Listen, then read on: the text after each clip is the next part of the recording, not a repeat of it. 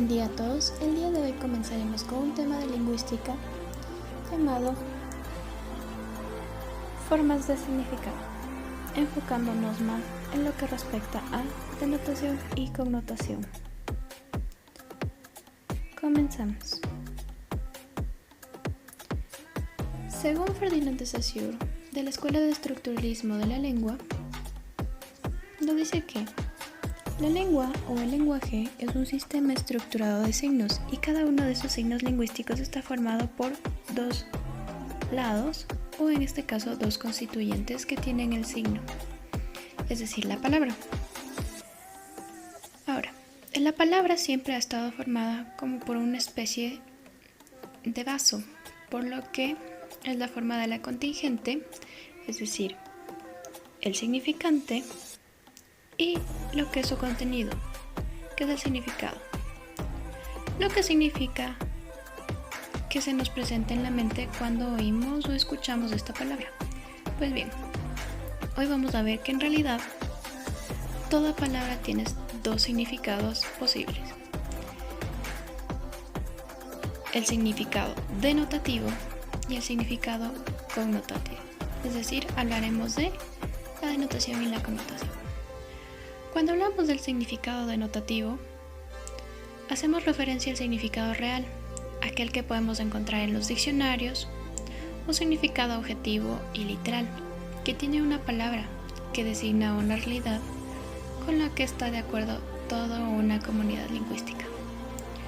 Un claro ejemplo es si buscamos la palabra en el diccionario, en este caso, la palabra lluvia, en la cual encontraremos como conjunto de gotas producidas por la condensación del agua y que se precipitan del cielo a la superficie de la tierra. Sin embargo, hay que tener mucho en cuenta que el significado denotativo será siempre aquel que encontramos en el diccionario porque es el significado oficial. Ahora, este significado denotativo nosotros podemos añadirle valores subjetivos que pueden añadirle ciertos grupos sociales que están determinados en determinadas situaciones o contextos lingüísticos. Por ejemplo, hemos puesto aquí lluvia. Para otras personas pueden entenderse como que evoca tristeza, melancolía o bien sentimientos malos o tristes.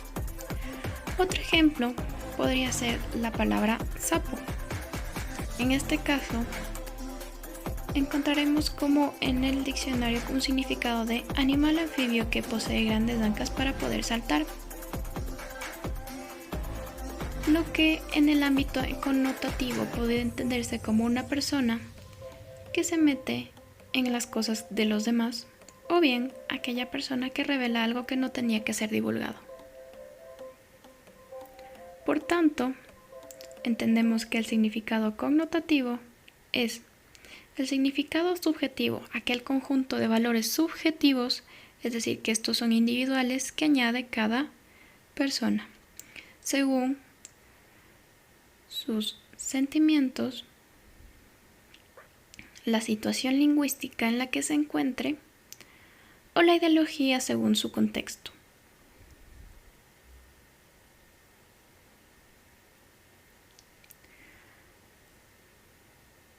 Estos valores pueden ser ya bien positivos o negativos y no se recogen en el diccionario o en la enciclopedia porque son personales y variables, dependiendo de cada sujeto. Por eso hemos dicho que, por ejemplo, lluvia tendría esos valores y sapo otros valores connotativos. Ahora bien, vemos tres ejemplos que podemos tener. En estos ejemplos tenemos desde el lenguaje verbal hasta el lenguaje no verbal, donde vamos a ver también cómo el lenguaje visual puede tener significados denotativos y connotativos. Porque tenemos que tener en cuenta que toda realidad, sea lingüística o no, es decir, sea literaria, escrita con palabras o sea visual, puede tener estas dobles lecturas y así debemos entrenar nuestro ojo crítico. Puede ser muy útil porque constantemente estamos leyendo una realidad que es transmediática, es decir, que utiliza varios canales, ya sean visuales o auditivos. Inclusive estos podrían ser interactivos. A continuación nos vamos a mostrar algunos. Bien, acá tenemos el primer ejemplo, donde se puede apreciar un ejemplo denotativo, el cual diría: un día de lluvia. Era un día de lluvia, de esos de agua cae, esos en el que agua cae uniforme y bonita. Alejandro miraba por la ventana deseoso de salir a jugar bajo esas gotas que felices se lanzaban desde lo alto y rebotaban en el pavimento. El día estaba gris y parecía un poco triste, y hasta que los árboles parecían llorar con las gotas resbalando por sus hojas. Pero Alejandro no perdía su alegría. No quería que este día fuera triste para él. Al cabo de un rato la lluvia cesó. Alejandro y sus amigos jugaron felices sobre una alfombra de agua, cuando de pronto el sol empezó a asomar. Un hermoso arcoíris de colores cruzó el cielo. Este fue el hermoso regalo de color para Alejandro y sus amigos, y para los árboles, las plantas y aves que empezaron a cantar felices por este acontecimiento. Fin. Como podemos ver, este ejemplo denotativo no nos queda más que un significado literal. No nos da a pensar otra cosa que no sea más que en la lluvia. A diferencia de el segundo ejemplo, que es un ejemplo connotativo, tenemos un poema. En este poema podemos apreciar la oda a la lluvia. Llueve, lágrimas rociando mis mejillas, limpian el dolor que siento. Lluvia de recuerdo del amor dulce.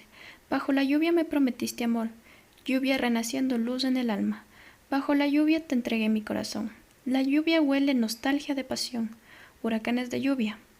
Relámpagos de tu ausencia. Te extraño caminando entre la lluvia. Fluye esos amados recuerdos. Besos mojados de lluvia celestial. La lluvia intensa moja mi cuerpo, tembloroso aclamando tu vuelta. Como podemos ver en este ejemplo connotativo, nos da a entender que la lluvia tiene varios significados, como por ejemplo lluvia de recuerdos de amor dulce. En esto podemos interpretar que lluvia es como una gran cantidad. Bajo la lluvia te entregué mi corazón. La lluvia huele a nostalgia de pasión. Si bien podemos entender que la lluvia es agua, la que no tiene color, olor ni sabor, no podríamos entenderla como que es una nostalgia de pasión, sino que la persona, al estar cerca de la lluvia, siente nostalgia sobre una persona. Huracanes de lluvia. Como bien sabemos, no existen los huracanes de lluvia, sino que está haciendo alusión a un sentimiento de tristeza.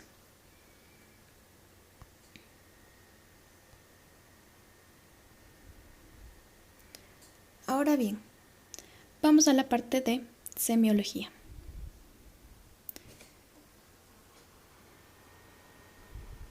Saussure explica que existe una relación arbitraria entre la imagen sonora y el concepto. Por lo tanto, es necesario darse cuenta que el significado no debe ser un objeto real.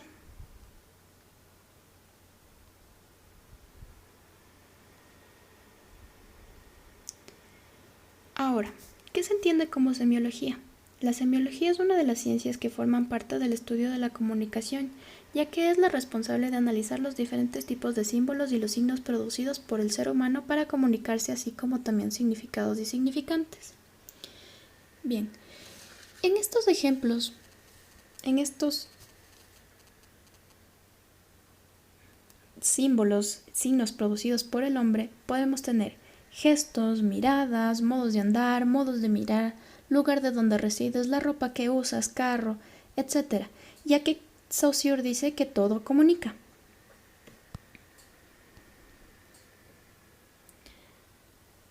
Es así que él dice que el significado debe ser un objeto real y asumir este concepto como algo a lo que se refiere. En otras palabras, el modelo mentalista binario de Saussure sugiere que ambos significados entendidos como una imagen y significado identificado como concepto están vinculados de una manera inexplicable.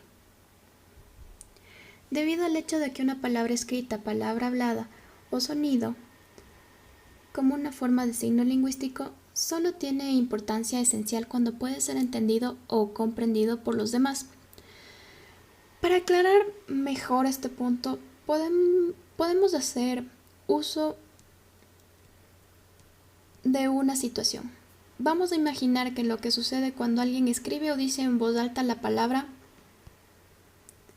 saudade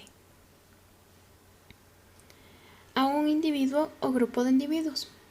Este significante no significará nada para el público previsto a menos que haya lo que llamamos el significado. En otras palabras, el concepto o definición que uno desea transmitir. Una de las mejores contribuciones lingüísticas sobre este tema fue el triángulo semiótico traído por Ogden y Richards, cuyo modelo lingüístico afirma que existe una relación indirecta entre la palabra símbolo y lo extralingüístico, el referente denotado por él, que está mediado por un concepto o pensamiento, que también funciona como referencia. El triángulo semiótico es no pragmático, en el sentido de que concibieron el signo lingüístico como un concepto aislado y olvidaron estudiar el papel de los usuarios del signo. Con esto, ¿cómo podría ser posible entender completamente el proceso que está en curso durante la asimilización diaria de conceptos sin considerar la importancia de los oradores, oyentes, lectores o escritores dentro de este proceso social? Para esto, a continuación, expondremos el triángulo semiótico, cuya formulación geométrica fue expuesta por Ogden y Richards en uno de los textos más importantes de esta disciplina, el significado y el significante. En este triángulo que tenemos a continuación, podemos ver que en las vértices están ocupados por tríadas cuyos términos son el significado, significante y el referente. En la parte superior tenemos el significado, lo que los filósofos han denominado siempre como concepto, es decir, la idea mental o la parte conceptual de un signo. En la parte inferior izquierda tenemos el significante, es decir, el sonido de las palabras, el dibujo de una imagen, en resumen, el signo en su aspecto físico y concreto. En la parte inferior derecha tenemos el referente, la parte de la naturaleza a la que el signo se puede referir. En efecto, para definir un signo son suficientes el significante y el significado, pero el signo puede tener también una referencia en la realidad, precisamente con un referente. Entonces, tenemos que el significado es, como tenemos en el siguiente ejemplo, tenemos la llave. Pero, ¿qué es el significado de la llave? Tenemos el concepto, nuestra referencia mental de lo que es una llave. Y el significado se trata de describir el objeto. En este caso tenemos el instrumento, comúnmente de hierro, con relieves que se acomodan a las de una cerradura y que sirve para abrirla o cerrarla. Ese es el significado. Como significante tenemos el nombre del referente, cómo se escribe, la llave, la imagen acústica, y el referente tenemos la imagen real del objeto. En el triángulo semiótico señala que solo dos relaciones son posibles de manera directa, la que se da entre el significante y el significado y la que existe entre el significado y el referente. En este caso tenemos el ejemplo, la relación entre el significado y el significante, el significado, el concepto, la idea que nosotros tenemos sobre el objeto que estamos describiendo, la idea mental, y el significante, la huella psíquica que se produce en nuestro cerebro, como oímos la palabra árbol. Y la otra relación que se encuentra es el significado y el referente. Es decir, el referente es la imagen en este caso, en este ejemplo, del perro. Y el significado es lo que nosotros asociamos como el perro, las características que nosotros damos para que se entienda que es un perro, como por ejemplo que es un animal, que es cariñoso, que es fiel, amigable, que tiene 4 patas, etc. Por el contrario, no se produce una conexión directa entre el primer y el tercer vértice, es decir, el significante y el referente, ya que depende de quien se escriba o hable y del que lee o él escucha, por lo tanto es variable, individual, inconstante e indirecta. Lo que quiere decir que no hay una relación directa entre una palabra y la parte del mundo a la que ésta se refiere. como en el ejemplo que tenemos a continuación. Cuando nosotros decimos la palabra banco, depende de con la persona, el interlocutor con el que nosotros estemos tratando, podemos referirnos al banco, un establecimiento, o el banco, el objeto donde nos podemos sentar. Como pudimos ver en las diapositivas anteriores, el triángulo semiótico fue el primer triángulo que sirvió de base para otros posteriores. A continuación hablaremos del modelo de órgano. Desde este punto comenzamos el análisis de uno de los modelos más conocidos y completos del signo lingüístico, postulado por Karl Buller. Ese modelo no solo abarca la realidad extralingüística, sino también el hablante, el oyente y las funciones del lenguaje. En su modelo, Buller afirma que hay tres tipos de signo, así como funciones del signo lingüístico complejo. El modelo de órgano permite internalizar el concepto del lenguaje como una herramienta o instrumento y entender la asimilación de conceptos como un proceso holístico que implica reconocer no solo la forma del signo, sino también de su significado. Entonces, uno de los modelos que ha tenido más impacto en la historia de la lingüística es este. Este lingüístico y psicólogo alemán concebía el lenguaje humano como una herramienta. Buller publica en 1934 su obra La teoría del lenguaje. En esta obra, Buller presenta su modelo del órgano, con el que trata de explicar las funciones del lenguaje. En la teoría del lenguaje y del modelo de órgano, la palabra órgano es una palabra griega que significa herramienta, ya que Buller concibe el lenguaje como una herramienta, como un instrumento del que nos servimos los seres humanos para diferentes usos, que son sus funciones. El punto de partida del modelo de Buller lo encontramos en uno de los diálogos de Platón, el Cratilo, que está dedicado precisamente al lenguaje. Platón afirma en este diálogo que por boca de Sócrates que el lenguaje es una herramienta que sirve para que una persona le diga a otra persona algo sobre las cosas. Vemos que Platón presenta aquí 4 elementos que son fundamentales en la comunicación: el emisor, el receptor, el mensaje y las cosas del mundo. Buller retoma la metáfora de Platón de que el lenguaje es una herramienta y la desarrolla y la enriquece, haciendo así la concepción del lenguaje en un famoso diagrama, en el cual también habla de las funciones del lenguaje, que según Karl Buller son la expresiva, apelativa y representativa. Ese es el diagrama de funciones del lenguaje. Como podemos ver, en el centro se lee la palabra signo. Signo hay que entenderlo en este contexto como los sonidos que emite una persona concreta, que está hablando sobre algo en un momento y en un lugar determinado. Ves que desde este signo del centro salen unas líneas que van hacia arriba y lo conectan con los objetos, o sea, con el mundo, con la realidad extralingüística. Por lo que hay más allá del lenguaje, esta conexión es lo que hace que el signo lingüístico se convierta en símbolo de algo. Esto lo que quiere decir es que los sonidos que emitimos cuando hablamos están ahí para representar otras cosas.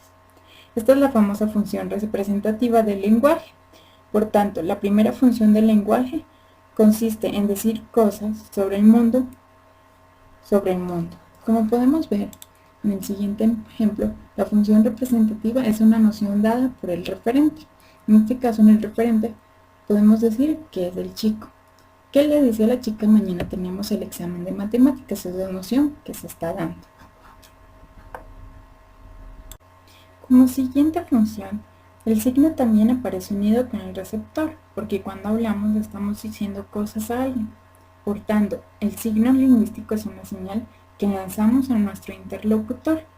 Esta dimensión es la que da lugar a lo que se conoce normalmente como función apelativa del lenguaje, pero que podemos denominar también función de llamada, porque en este sentido particular, como podemos ver en el ejemplo, dice, realizada por un oyente o lector que recibe la señal. Queremos llamar la atención de nuestro interlocutor. Lanzamos una llamada a alguien para captar su atención o fijarse en algo que queremos que ellos vean. Cada vez que hablamos estamos intentando que la persona a la que nos dirigimos reaccione de algún modo a lo que le estamos diciendo. Tampoco se debe olvidar que el signo lingüístico existe porque lo emite alguien. Por eso Fuller lo conecta en su esquema con el emisor. En esta dimensión el signo es un síntoma, porque deja traslucir algo de lo que hay en el interior de la persona que habla.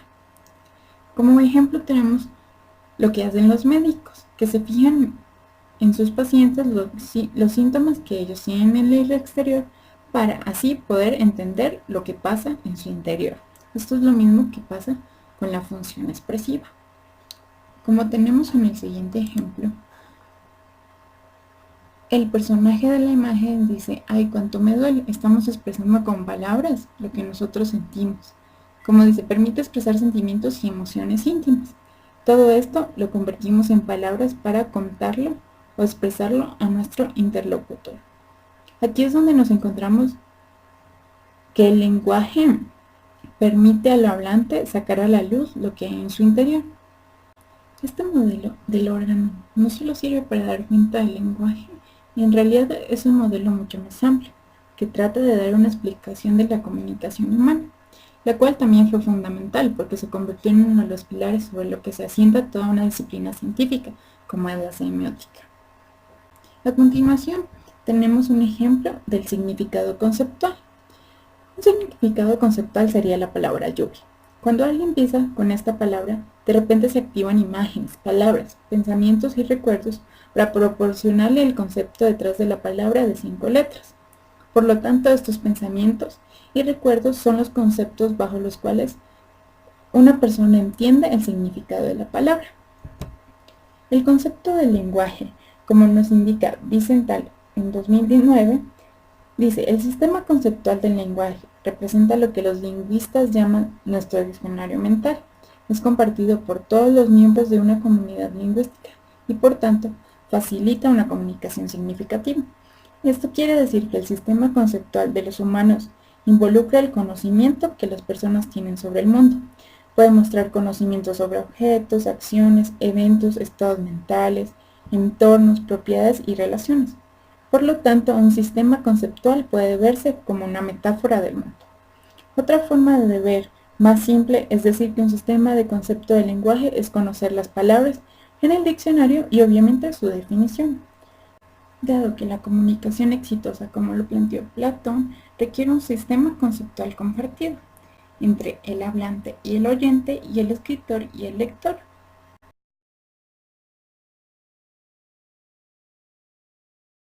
Para que el acto de comunicación entre dos personas sea efectiva, es necesario no solo manejar un buen léxico, sino también que el mismo sea semejante al de la otra persona, desde el sentido conceptual, con el fin de mantener una comunicación significativa. Por esa razón, es importante hacer una distinción entre dos términos, referente y referencia. Pero, ¿qué es un referente? Un referente es la información que se necesita para la comprensión de un segundo ítem, es decir, una entidad. La misma puede ser una persona, animal o cosa, a la que se refiere un signo lingüístico. Bien, existen dos tipos de referentes, abstractas y concretas. El referente concreto es una representación concreta o física que se denota a través de imágenes representativas bajo un criterio fundamentalmente de reconocimiento o semejanza con el referente. El referente abstracto. Estas ideas son representadas por imágenes simbólicas de acuerdo a un contexto cultural. Por ejemplo, los colores y las formas de las banderas representan a las naciones. Otro ejemplo es la santidad de un personaje a través de una aureola en su cabeza. Tomaremos el segundo ejemplo, la santidad de un personaje a través de una aureola en su cabeza. Es decir, que al momento de ver a una persona utilizando una aureola, automáticamente asociamos a que es santa o buena, la referencia. Es un mecanismo mediante el cual el hablante alude a algún elemento mencionado en el texto o dentro de la situación comunicativa, la cual debe ser interpretada según su referente y el mismo no tiene valor interpretativo por sí solo. Dentro de la referencia existen tres tipos: la exofóricas, la endofórica y personal.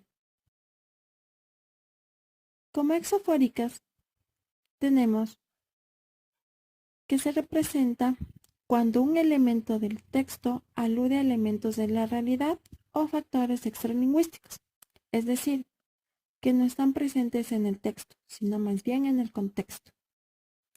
Las endofóricas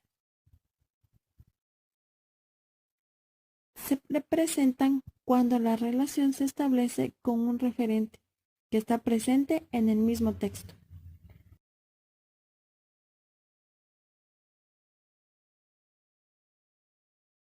Las personales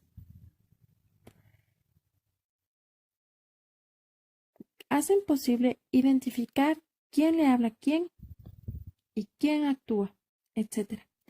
Las podemos reconocer fácilmente por pronombres personales, pronombres y adjetivos posesivos y pronombres reflexivos.